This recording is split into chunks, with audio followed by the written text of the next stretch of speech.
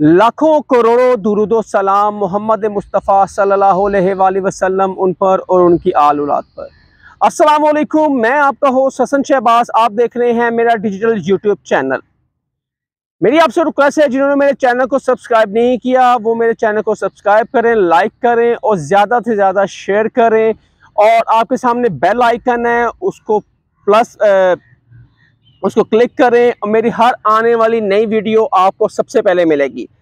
आज की अहम समाअत सुप्रीम कोर्ट में होने जा रही है इलेक्शन के हवाले से। वहाँ पे अटॉर्नी जनरल और इलेक्शन कमीशन को सुप्रीम कोर्ट ने नोटिस जारी किया हुआ था कि आज 2 नवंबर को एक अहम समाअत जो इलेक्शन के हवाले से होनी है कि इलेक्शन कमीशन से पूछा जाएगा और अटॉर्नी जनरल से पूछा जाएगा कि इलेक्शन कब होने हैं और उसकी डेट क्या है।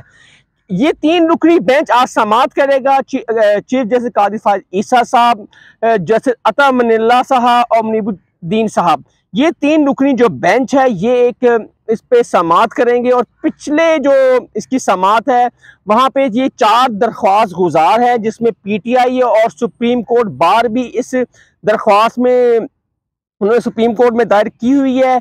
और अब देखते हैं, क्योंकि पीटीआई शुरू से कह रही है कि इलेक्शन करवाएं। जब चीफ जस्टिस उमर अता बंदयाल भी थे, उन्होंने को भी कह रहे थे पीटीआई वाले कि इलेक्शन करवाएं, लेकिन अनफॉर्चुनेटली 9 मई के वाक़े के बाद वो इलेक्शन एक तरफ ही रह गए। लेकिन उमर अता बंदयाल ने अपनी जजमेंट में कहा है कि आइन के मुताबिक 90 दिन के अंदर इलेक्शन होना ज़रूरी है, जो कि नहीं हो सके।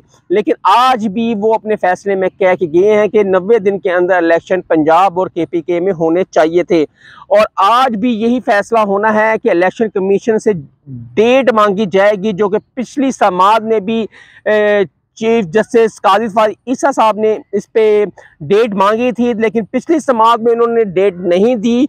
और आज लगता है कि चीफ जस्टिस इलेक्शन कमीशन और अटॉर्नी जनरल से डेट मांगेंगे। वो अपना ज़ेन भी वो बना के आएंगे इलेक्शन कमीशन कि ये वो पिछले चीफ जस्टिस नहीं है, ये आज के चीफ जस्टिस हैं जो बहुत दबंग हैं। आप उनके फैसले भी देखे होंगे, जो फैजाबाद धरने वाला जो फैसला उन्होंने दिया है और कल जो उन्होंने कहा है उस फैजाबाद धरने के बारे में, वो आपके सामने है।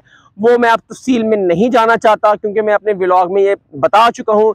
काजी फायद ईसा साहब एक डिफरेंट चीफ जस्टिस हैं और वो फ्रंट फुट पे खेलते हैं और आइन और कानून के अंदर रहकर वो खेलते हैं। और वो कहते हैं कि आइन की पासदारी होनी चाहिए। अगर आइन में 90 दिन के अंदर इलेक्शन लिखे हुए हैं तो 90 दिन के अंदर इलेक्शन होने चाहिए, क्योंकि 30 नवंबर तक हल्का बंदियां कंप्लीट हो जाएंगी और ये इलेक्शन कमीशन का कहना है। और उसके बाद इलेक्शन की डेट देना इलेक्शन कमीशन का फ़र्ज़ भी है और उसकी ज़िम्मेदारी भी है, क्योंकि लोगों ने अपने हलकों में जाना है और अपनी तैयारियां करनी है। इसलिए 2 से 3 महीने से 2 महीने या 3 महीने, इससे आगे नहीं आप जा सकते इलेक्शन के लिए। और हमारी चिड़िया को हमने भेजा और हमने कहा जाके पता करके हो क्या हालात है, क्या डेट एक्सपेक्टेड है। और मेरी चिड़िया ने आके मुझे बताया है कि हो सकता है कि 28 जनवरी को इलेक्शन कमीशन डेट दे दे इलेक्शन की।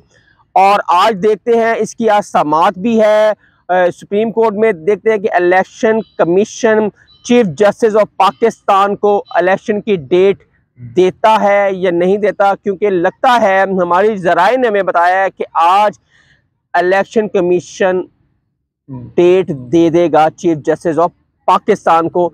आपको मैं थोड़ा सा बता दूं, अगर इलेक्शन हो जाए, अगर ये शेड्यूल जारी हो जाए, तो फिर पीटीआई के बहुत बड़े बड़े जलसे होंगे, क्योंकि एक इलेक्शन की फ़िज़ा हो जाएगी, सबको प्लेइंग फील्ड मिलेगी। बकौल वज़ीर आज़म अनवर हक काकड़ साहब ने कहा था कि सबको प्लेइंग फील्ड मिलेगी। और इस तरह देखते हैं कि आने वाले वक्त में ये घोड़ा और ये घोड़े का मैदान, देखते हैं कि कौन ये बाजी मारता है 2023 की, कौन वज़ीर आज़म बनेगा। और इस टाइम सबसे मजबूत उम्मीदवार और सबसे मजबूत जमात वो मुस्लिम लीग नून है।